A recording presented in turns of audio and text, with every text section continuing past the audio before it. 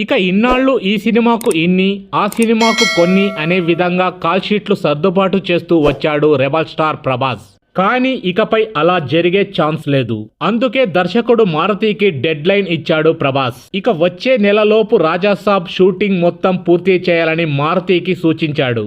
ఇక దీనికోసం నెల రోజుల కాల్ షీట్లు అన్నిటినీ ఈ సినిమాకే కేటాయించాడు ప్రభాస్. ఇక ప్రభాస్ తీసుకున్న ఈ నిర్ణయం వెనక ఓ కారణం ఉన్నట్టు తెలుస్తోంది.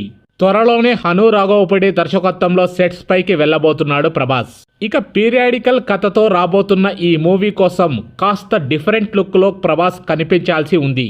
ఇక ప్రభాస్ అలా కనిపించాలంటే రాజాసాబ్ను వీలైనంత త్వరగా పూర్తి చేయాలి. అందుకే ఈ నిర్ణయం. ఇక ఈ సినిమా షూటింగ్ దాదాపు ఇప్పటికే 50% పూర్తి అయినట్టు నిర్మాత విశ్వప్రసాద్ తెలిపాడు.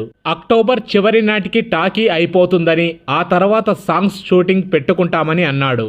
అయితే ఇప్పుడు అక్టోబర్ చివరి నాటికి టాకీతో పాటు సాంగ్స్ కూడా పూర్తి చేయాల్సిన పరిస్థితి వచ్చింది. ఇక ఆల్రెడీ ఈ సినిమాకు ఇదివరకే విడుదల తేదీని ప్రకటించారు. ఇక వచ్చే ఏడాది సమ్మర్ స్పెషల్గా అట్రాక్టివ్గా ఏప్రిల్ 10న రాజాసాబ్ థియేటర్స్లోకి రానుంది. ఏది ఏమైనా రెబల్ స్టార్ ప్రభాస్ వరుసగా సినిమాలు దంచి కొడుతున్నాడు.